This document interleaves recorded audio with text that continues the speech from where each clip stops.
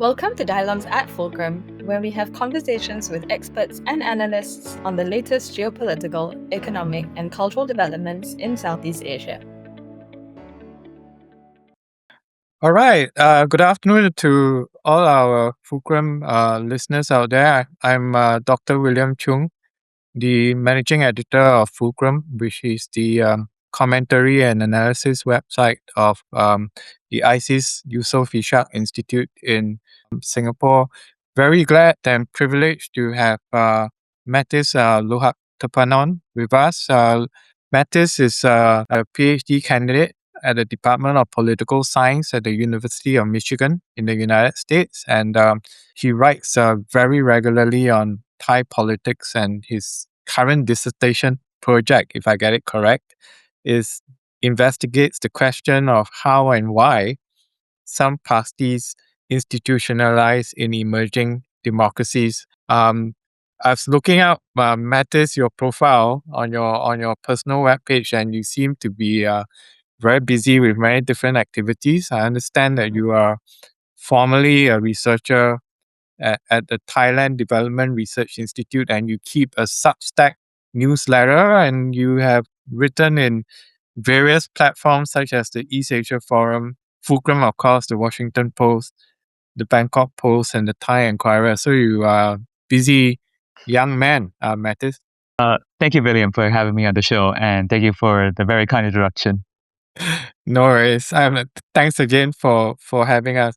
Now, Mathis, let's jump straight into the questions that we have at hand.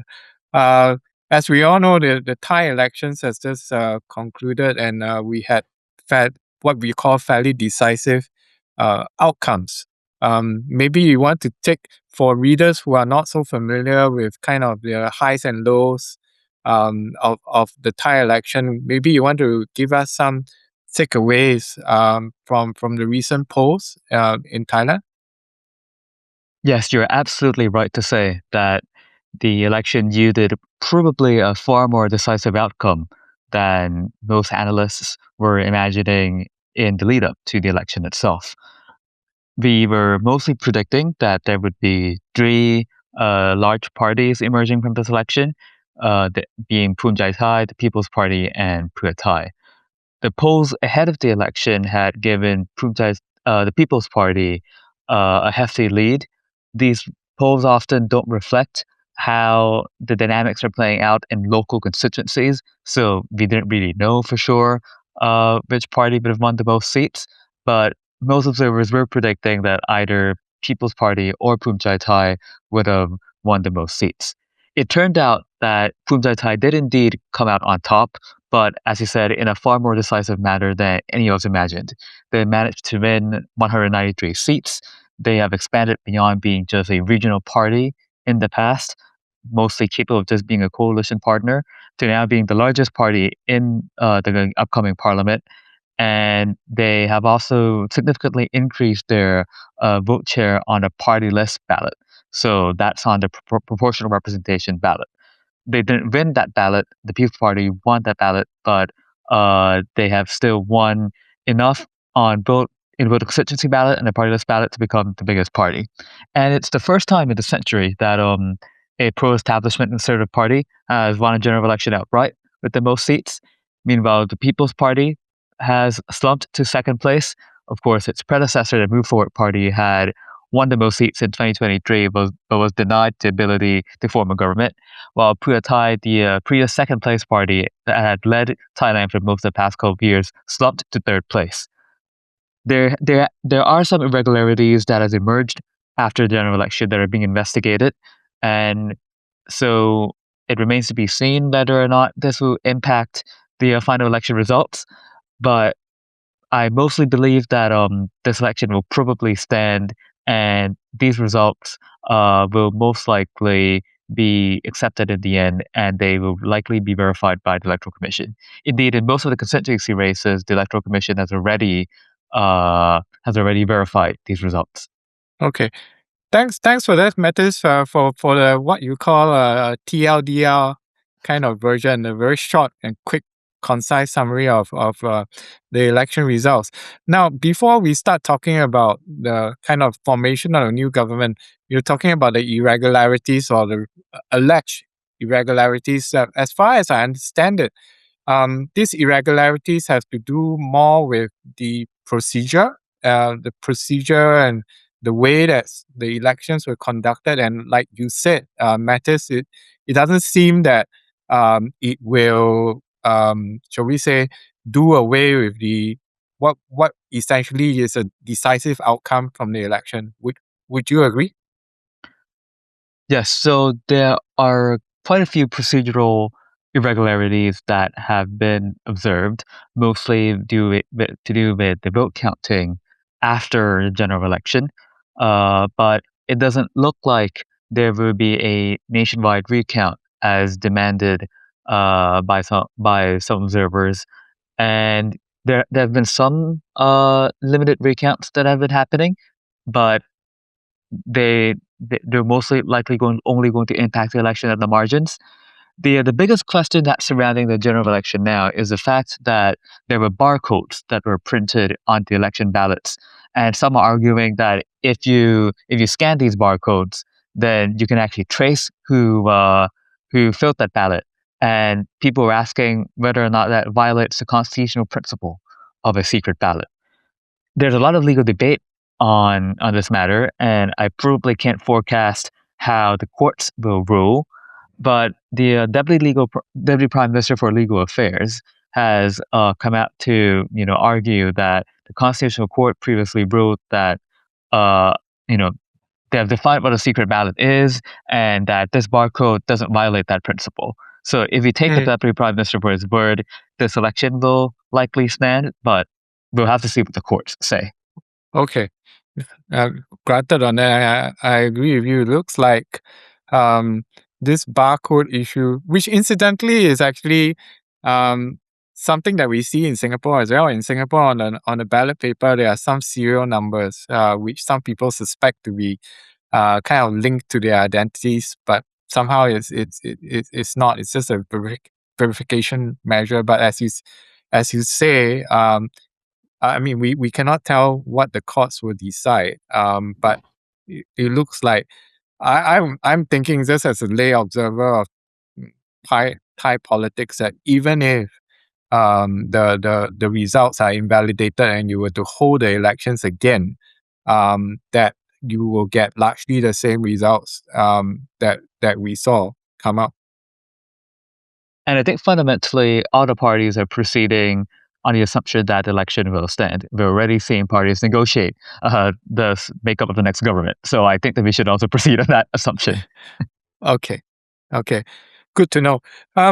Maybe we can focus on Bhumjaithai, Mathis. Like, how is it possible, especially for observers outside Thailand who are watching Thai politics? How is it possible that you mentioned the fact that the People's Party and its predecessor, the Move Forward Party, won the most seats in 2023, but fast forward 3 years later, Bhumjaithai is able to make such huge gains, not only in party list seats but also on constituency seats. Like, what are the main factors behind Bhumjaithai's kind of victory? So the biggest factor behind Bhumjaithai's rise to prominence was probably the People's Party's own strategic mistake in elevating them to government last year. In late 2025, after the fall of the Pheu Thai government, the People's Party decided to pursue a confidence and supply agreement with Bhumjaithai, where they agreed to back Bhumjaithai for government. Their leader, Anutin Chanvirakul, became prime minister in return for a promise to dissolve parliament early and to begin the process of constitutional reform. Elevating Anutin in this way made them, by default, the main conservative party in Thailand. There had been some question before this about whether or not Bhumjaithai is actually an authentic conservative party. They, in most of their history, they've been a mid-sized regional player, mostly known for certain policies like pursuing marijuana legalization for medical purposes. But being making Underton prime minister really put the spotlight on them. And it really also triggered a landslide of defections from other parties as well. In the end, Bhumjaithai was able to gain 60 MPs, incumbent MPs from other political parties. And this is very important in Thailand because local MPs tend to have their own local networks. They have a lot of support from their localities, and when 60 MPs joined Phoon that really increased the likelihood that Phoon was going to make a lot of gains on the constituency ballot, which indeed they did. Phoon outperformed expectations on the constituency ballot, and that really was what powered their victory. I think that there were also a couple of other secondary reasons behind the local defections. Firstly, the political environment was very favorable to them. The country was in a more nationalist mood after the conflict with Cambodia, and this was not favorable terrain for the People's Party at all because their previous rhetoric on the military came under question. While Pheu Thai, of course, had presided over the initial outbreak of hostilities, and they had been weakened by the phone call between former Prime Minister Palumphan Shinawatra and Cambodia's Senate President Hun Sen. I don't think, as some would argue, that nationalism was the driving factor. And there's been some statistical analysis on this issue that show that nationalism was more important for turning out the Bhumjaithai base, the conservative base, than for persuading new voters. So, but it definitely helped make sure that the political environment was favorable for Bhumjaithai. And Bhumjaithai, in order to capture these voters, had also pursued a pretty comprehensive rebranding into the Conservative Party. They changed their logo to completely dark blue. They had made clear that they are the party that will protect Thailand's main institutions, the nation, religion, the monarchy, and they have also been pursuing popular policies in their short stint in government. They promised that if they were reelected, they would continue what's called half and half program. This program where the government would subsidize the half the cost of buying food and other items at participating SMEs. This is a hugely popular scheme because it puts money directly into people's pockets and stimulates the economy in a very effective way. And finally, putting it Bhumjaithai in this incumbent status also gave them dominance over the bureaucracy.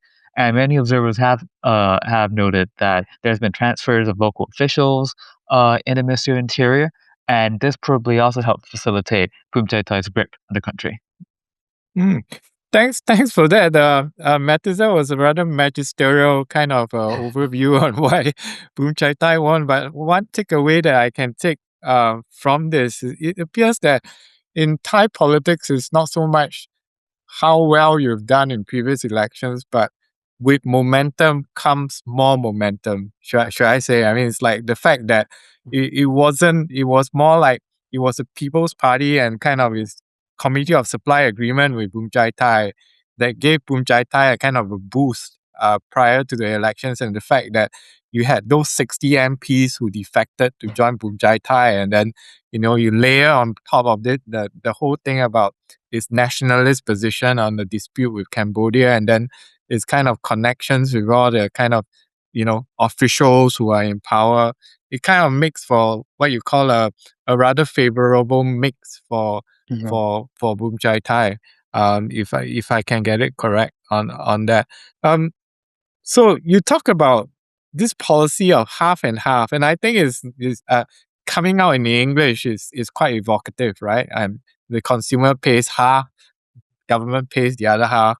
It's kind of win-win, for the Thai consumer, the Thai voter. Doesn't it point to Bhumjaithai's rather populist inclinations? Because the skeptical among us will say that the government is paying for this. In the end, who is paying for this in the end is the taxpayer, and the taxpayer is the voter. So how do you think it will pan out for Bhumjaithai going forward? So one of the smart things about Bhumjaithai's adoption of the half and half policy is that this policy had previously been pioneered by former Prime Minister Prayut Chan-o-cha, who governed the country between 2014 to 2023. So Prayut had pursued this policy as a stimulus, uh, as a means of stimulating the economy during the COVID pandemic, during the lockdown. And so by adopting this policy, Bhumjaithai is actually not treading new ground. They're actually evoking some of the conservative nostalgia for Prime Mm, Minister Prayut by bringing mm, back one of his most popular policies, and it also helps blunt, I think, the the populist criticism because Prayut had framed this, as a stimulus policy to help stimulate the economy when the economy is underperforming, and so that was the same that was the same kind of logic that Underton had also used in adopting half and half. The other interesting part of the policy is that unlike Prayut's half and half, this is actually called half and half plus. And the plus refers to the fact that if you are a taxpayer, you can actually get subsidized at a higher proportion than non-taxpayers. And so this was also framed as an incentive for people to enter the tax system properly. And finally, the interesting part about this policy is the fact that it helped evoke a clear contrast between the Bhumjaithai government and the Pheu Thai government. The previous Pheu Thai government had run on a pledge to give 10,000 baht to every Thai person above the age of 18. They had then had to scale that policy down. They faced opposition from the bureaucracy and from other political parties, and in the end, they were never able to quite pursue the 10,000 baht giveaway in on the scale that they had originally envisioned. And so the fact that Phumjaithai immediately upon coming to office had been able to launch a stimulus scheme, while Pheu Thai's own stimulus scheme had taken had taken a winding road and in the end not been as successful as the party had initially hoped. I think that helped evoke a contrast as well. mm. Thanks for that, Mathis. Now talking about the People's Party, you mentioned it earlier. You know how the People's Party did well in 2023, and its fortunes has changed somewhat in 2026. How do you see the future of the party as it stands? It looks like it's going to have a rather difficult next few years, don't you Mhm. think? Yes, I think that the roots of the People's Party struggle came from the dissolution of the Move Forward Party in 2024, which also led to the banning from politics for a couple of years of Pita Limjaroenrat, the prime Mm, minister candidate who had led Move Forward to victory in 2023. mm, Since then, the party has never really been able to find its footing in the same way.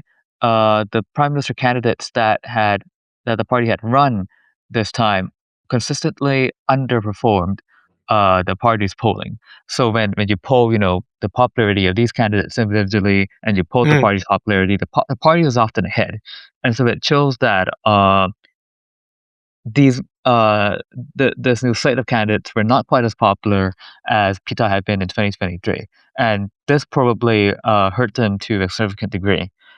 Their support for Anutin as prime minister, I think, was probably also one big factor.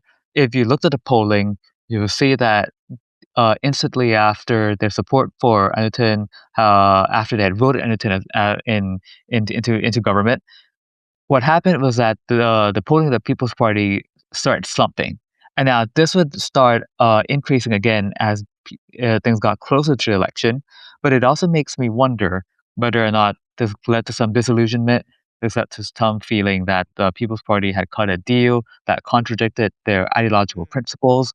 And although there wasn't really a clear alternative for these voters, there's no party that's more progressive than the People's Party right now.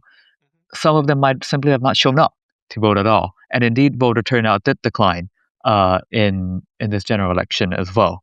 And so I do think that that was probably a second factor that hurt the party. In terms of the future, it is a little bit difficult to forecast right now.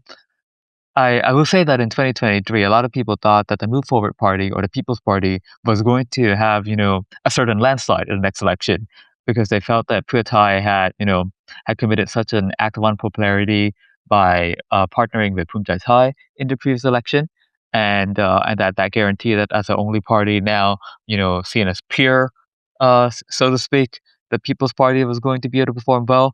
Of course, that didn't pan out, and so it's really hard to make a prediction right now about what's going to what the next election is going to look like for the People's Party in the future. But if they are unable to find candidates that are that are more popular with the public to lead the party, uh, and if if the geopolitical atmosphere remains dominated by security issues, remains dominated by things like the border, for example, it is a little bit difficult for a party that prioritizes things like military reform to find its footing, and they might need to adapt in certain ways in order to compete in this new political environment. A lot fundamentally though, I think that a lot of what the People's Party's fate will look like will depend on how Thai itself fares and whether or not it missteps in government and whether or not it can remain popular for the next few years. Mm, mm. Would you say the counterfactual? Let's say if the People's Party kind of lost political points, given that it went into a kind of compromise agreement with Bhumjaithai. Do you think that it would have somewhat turned out better for the People's Party if it stuck to its guns, which is kind of a reformist agenda, reforming the less majest law, and kind of all the kind of major policy planks that it held on to in 2023? If it stuck to its guns, if it didn't want to have that compromise agreement with Bhumjaithai, do you think that in 2026 it could have fared better? I do think that we shouldn't underestimate the degree to which the People's Party did stick to many of its policies. Mm, It couldn't campaign anymore on reform of the Less Majeste law because the Constitutional Court had ruled that this cannot be used in election campaigning. But the party did continue to call for a for an amnesty for people who had previously been prosecuted under this law. And so although, yes, the People's Party did try to moderate its image in some ways. For example, this time it promised that if it were to form a government, it would appoint a large number of outsider technocrats who had not previously been in the party. And that was seen, as there was some criticism that the party was abandoning its previous activist history, its longtime party members in favor of these outsiders. But I do think that this was the People's Party's clearest attempt in trying to moderate its image and try to make it look ready for government. Many of its policies, it didn't moderate all that much. It still continued to call for example, an end to military conscription, for example. So I'm not sure whether or not if it had a bigger focus on these policies, it would have helped them perform better. To the contrary, perhaps in this environment, if it had stuck to some of its previous rhetoric on the military, maybe that would have hurt them more. So mm. I think that's a little bit more difficult to say. Mm, thanks for that. Now, Mathis, if the People's Party was faring well in polls and had not kind of gotten the outcomes that it wanted, it ended up second after all, after Bhumjaithai. What say the Pheu Thai? We were for the longest time kind of led by the Shinawatras, or various Shinawatras. So where do you see Pheu Thai going in the next few years? There's also talk that somehow the party might be reached the end of the road, if you like, with especially with the phone call that now notorious phone call that you talked about earlier. So it's interesting in this general election how much Pheu Thai still relied on their old playbook.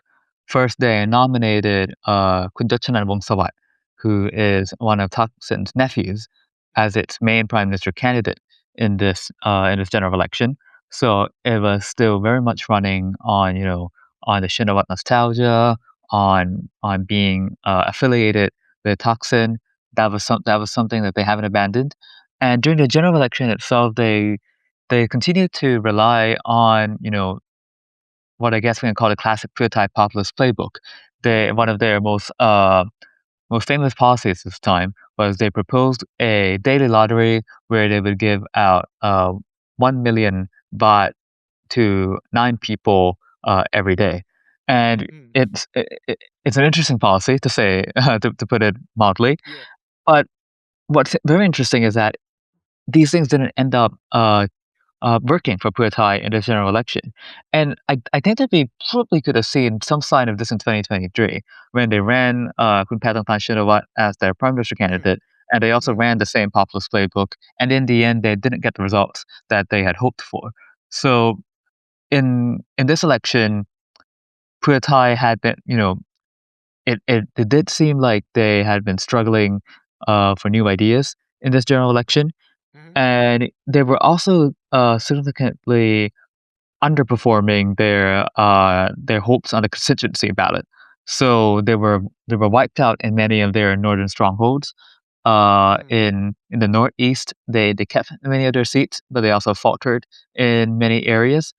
And so the fact that Pheu Thai can no longer take its strongholds for granted, I think, is probably one of the biggest warning signs moving forward. The north, the northeast, these have always been two of the most loyal Mhm. areas Mhm. to Pheu Thai and the Shinawats. If they can no longer count on these areas, it is difficult to see what how Pheu Thai can make a comeback and win an election again. They probably will still have enough popularity to continue being a medium-sized party for the time being, but Mm.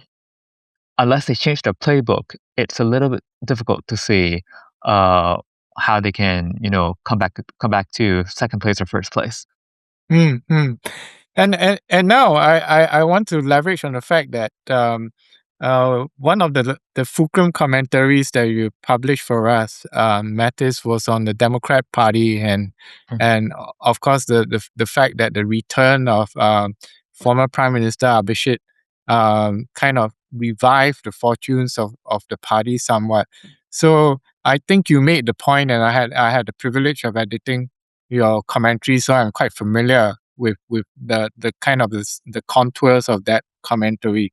So you are saying that right now, apart from Pheu Thai and apart from the People's Party, in the kind of conservative camp now, of course, we have Bhumjaithai, and then we have Kla Tham, if I pronounce that correctly, and also the Democrat Party. So I think the point that you made was that during the 2026 elections, for voters who are of the conservative bent, they essentially had three parties to choose from: Bhumjaithai, Klatam, or the Democrat Party. So, how do you see the Democrat Party kind of performing going forward? They appear to have, kind of resuscitated their fortune somewhat, but not at the same levels as what Bhumjaithai has enjoyed in the recent elections. Yes, so for context for our listeners, the Democrats have mostly been seen as heading towards extinction Mm. before 2026. They allied with the Previous government in 2019, and then they lost seats, and then they allied with Pheu Thai in the previous parliament, and things were looking pretty dire for them because people weren't really sure anymore what the Democrats were standing for, and the leadership wasn't as well recognized as in previous years. But as you said, Abhisit's return in 2025 did immediately revive the party. Mm. They didn't perform quite as well on the big picture as some would have imagined. In fact, they actually lost seats from their 2023 performance. Mhm. But the Mhm. reason for that was mostly because a large number of Democrat MPs had defected to Bhumjaithai and Klatam. And given that opposite had only returned in about mid-October, and then Parliament dissolved in December, Mhm. that's not a lot of time to prepare for an election. So it is understandable why they weren't able to recruit new local candidates in time. But they did significantly increase their party list vote share.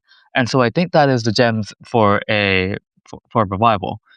It does it does seem to me that so you mentioned that the conservative voters had a couple of options this time.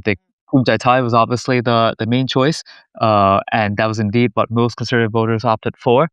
But the Democrats they presented a more moderate option in the sense that they tried to chart a middle ground between the People's Party and between Bhumjaithai. So uh, I I think that it's a little bit difficult to estimate how effective this message was. It looks like most of the votes that they got back were from the South, where the party had always counted as its stronghold, and the party was drawing on an almost ancestral loyalty there. And they seem to be stuck in a bit of a centrist trap right now, where you know vo- very conservative voters view them with suspicion as too progressive. Progressive voters think they're too conservative. So they'll probably have to evaluate their message moving forward. In terms of Glatam, I think this is it's interesting because yes, I think they are on the surface they are one of the conservative parties, but they also got very few seats. Very few votes on the party list ballot, and almost all of their votes came from the constituency ballot. So it seems that while their local candidates were immensely popular in many areas, the party itself was not a, so to speak, it was not a national choice. And I think that if you've asked a conservative voter, uh, they probably wouldn't have put Glatam as one of their options. I see. I see. So there's an interesting paradox, and something that I've learned from editing so many commentaries about Thai politics is that um, national appeal translates into party list votes very generally, and is on constituency seats is due to the kind of popularity and power of the candidates that you deploy in constituency seats. Am I stating that correctly, Mathis? Yes, that is correct. Mm, You This is why it's notoriously difficult to forecast the results of a Thai election, because the party list seats make up only 100 out of 500 seats, while I 400 see. seats are constituency seats, and there are very few polling agencies that's going to poll at the constituency level. So, for example, uh, let's say Bhumjaithai might be not very popular at all in one province, and that province Mm-hmm. might vote for the People's Party on the party list ballot. But they might also have very strong local candidates in all of the constituencies. And in the end, people often do split their ballots. They'll vote for the candidate they like on one ballot, and vote for the party that they prefer on the other ballot. In fact, it it reflects the slogan pretty well, where when trying to get people to turn out to vote, officials will often say, "Vote for the candidate you like and vote for the party you love." And for many people, the candidate they like and the party they love do not come from the same party. That's interesting. That's interesting. Thanks for that, Mathis. Um, I'm just thinking, just sitting back and looking at the kind of broad sweep of election outcomes that we've seen.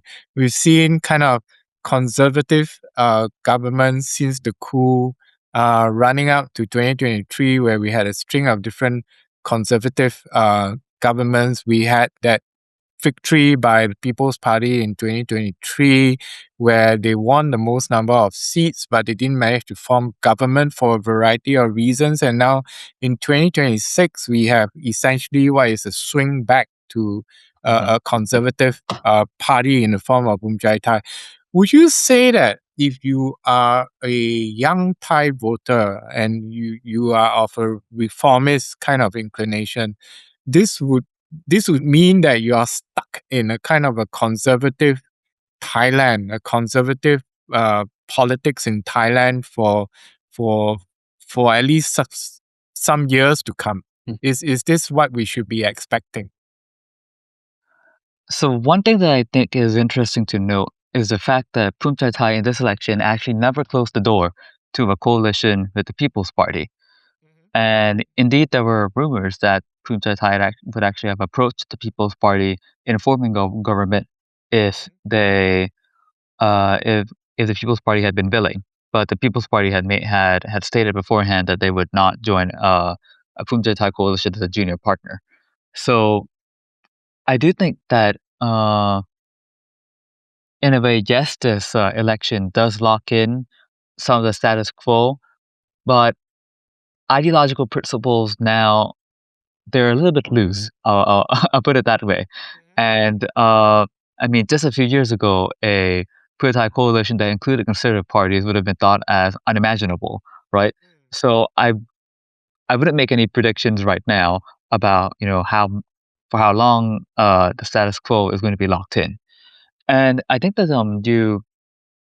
I do think that it's worth noting the extent to which we don't really know yet how Bhumjaithai is going to actually govern uh, in this coming parliament.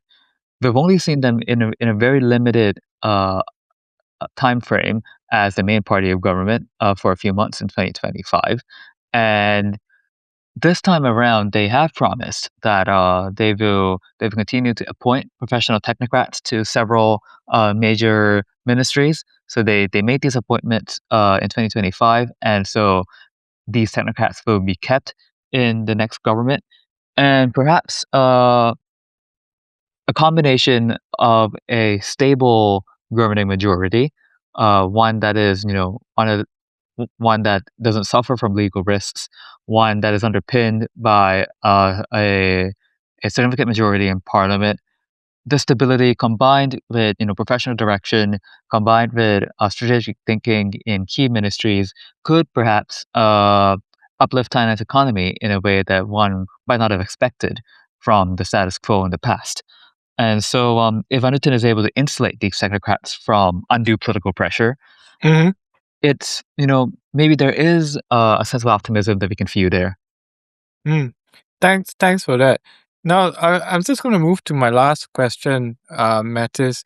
The kind of a reformist kind of platform that the People's Party kind of championed on for many years, be it the kind of amendments to the Constitution, reforms to the last majest law. I would think, again, being a very lay observer of Thai politics, that this will be put on the back burner for as long as Bhumjaithai is in power. Yes. So, for context for our listeners, there was a constitutional referendum that happened on the same day as the general election Yeah. on February 8th. It's an interesting referendum because the question on the ballot was, do you approve of drafting a new constitution? But there were no further details that were offered on how that constitution is going to be drafted, what's going to be included, who's going to be on the committees that's going to draft this new charter. So it was very unclear what a yes vote would mean. And a yes vote did prevail, where the majority of Thais did vote to draft a new constitution. If the People's Party had formed a government and if they if their coalition had had a majority in the coming parliament, then perhaps they would have been able to take control of this process.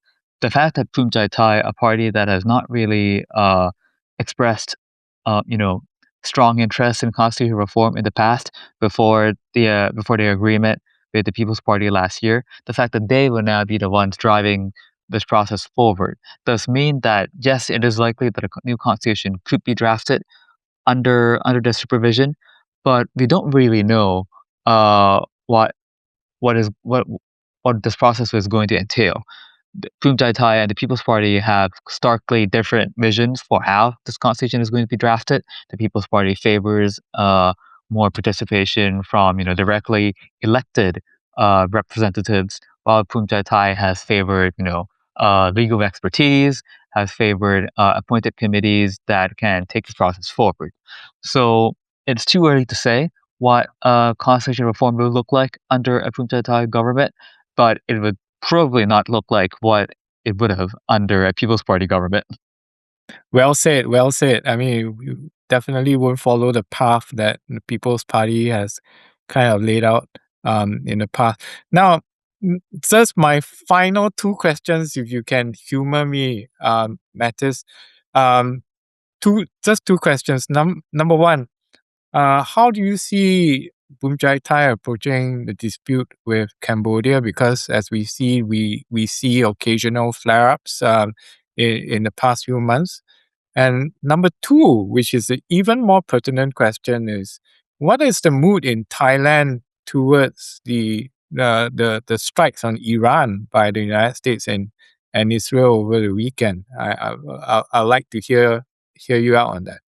On Cambodia, we already have some idea of what the next government will do. Prime Minister Anutin has promised that if Bhumjaithai is re-elected, which they were, they would cancel one of the agreements that the Thai government has with Cambodia, known as MOU 44. This one governs maritime resource exploration. So he hasn't said what he's going to do with MOU 43, which is the one that governs demarking the land border. But the maritime agreement he has promised to cancel. So that's going to be one change that we will already be seeing. I find it difficult to see Phuumjaitai acting differently towards Cambodia after election than before the election. They have they've gained popularity by taking a strong stance on the border, and it doesn't look like there's much incentive for them to change on this front. In terms of the wider geopolitical situation, I think it's probably a bit too early to tell what the reaction is, but like many other countries in Southeast Asia, Thailand will probably have to make sure that it can withstand the disruptions that's caused by by blocking of energy supplies. So that's something that I think the Thai government will be closely watching. Prime Minister Anutin has also been focusing on ensuring the safety of Thais in the Middle East. Thanks for that. It looks like a trademark, well said, Mathis. Looks like a trademark Southeast Asian approach to geopolitical problems, whether it's Taiwan Strait or what's happening in Iran, which is to ensure that their economies continue to be resilient amid geopolitical tensions and kind of impact on supplies, especially on something as critical as oil supply. So, well said, Mathis, and we've covered a lot of topics in this podcast, and I wish we had more time, but we can't. But really glad that you have participated in this podcast with us, and we certainly hope to have you on a Fulcrum podcast again at some point in the future. Thank you for having me, William. Thank you so much. Thank you for joining us in our conversation on Dialogues at Fulcrum. If you want to access more of our analysis on Southeast Asia, please check out fulcrum.sg. Dialogues at Fulcrum is brought to you by the Isis Yusof Ishak Institute. We look forward to sharing more insightful conversations with you in subsequent episodes. See you then!